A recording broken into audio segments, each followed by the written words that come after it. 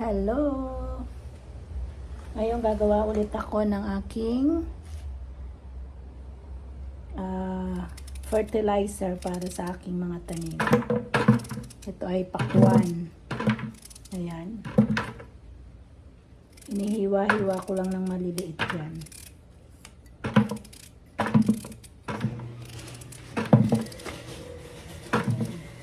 Naggawa kasi ng juice yung asawa ko, kaya marami akong pinagbalatan ng mga carrots. Ayan. Kaya gagawin natin ng pataba sa ating halaman.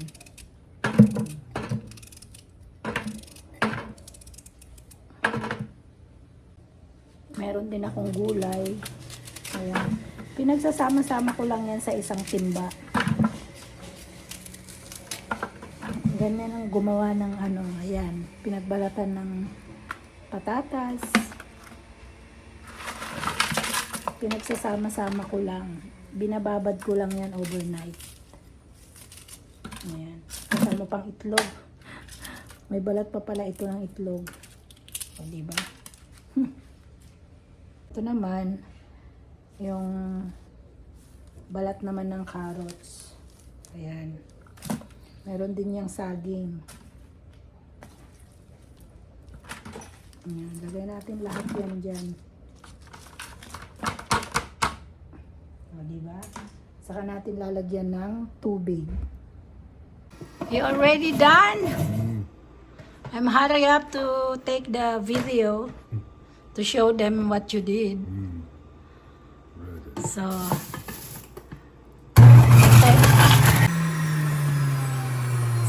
eto guys, yung mga sapal nung carrot tsaka beets, separate ko yung binababad. Ayan, gumawa siya ng juice. O, diba? Oh, ayan, yung ginawa ng carrots tsaka beets. What about apple? You put up green apple too? Okay. Kita ko sa inyo yung kanyang sapal. Sapal ng carrots and beets and a little bit of green apple. green apple. A little bit. A little bit? One piece? Okay, so yan yung juice namin. So yung pinakasapal niya, hindi ko yan tinatapon. Lalagay ko muna yan sa rep dahil marami na akong yeah. So it's okay. My plant will eat the fiber. And sa rep muna ito. Gagawin ko naman sa ibang araw. Papakita ko sa inyo kung paano ko siya gagawin. Ito na yung aking dalawang timba na may mga balat ng carrots at kung ano-ano pang mga balat. Ayan, pakwan, balat ng saging. Ayan, lalagyan ko naman ngayon ng tubig. Ayan, nilalagyan ko na ng tubig. Ayan, ganyan lang yung ginagawa ko. O, diba, nangulay agad yung beets.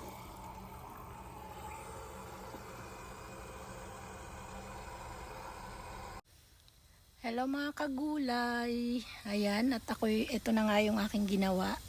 Yung ipinakita ko sa inyo kanina kung paano ko ginagawa yung aking mga organic na fertilizer. Ayan.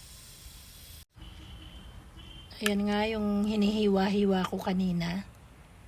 Ayan, tig-isang timba. Ito na, nalagyan ko na ng tubig at ating tatakpan ngayon. Ay ginagamit ko lang dito sa harapan ng aming bahay. Yan, pinandidilig ko sa mga kangkong, sa mga talbos, at saka yung ibang sitaw na pananim ko dito. Ayan ang ginagamit ko. Ayan. Yung isa naman, yung isang timba, doon naman yun sa likod bahay natin.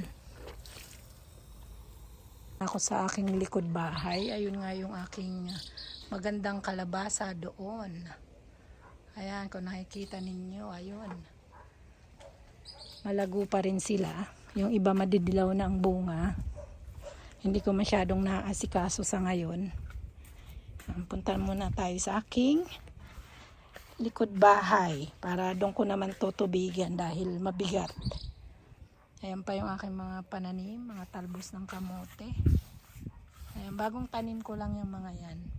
Ayan yung aking sili na binigay lang ng kaibigan ko. Siling panigang daw yan eh. Sana nga mabuhay. Tara dito sa aking likod bahay. Ayan, may mga tanim din ako.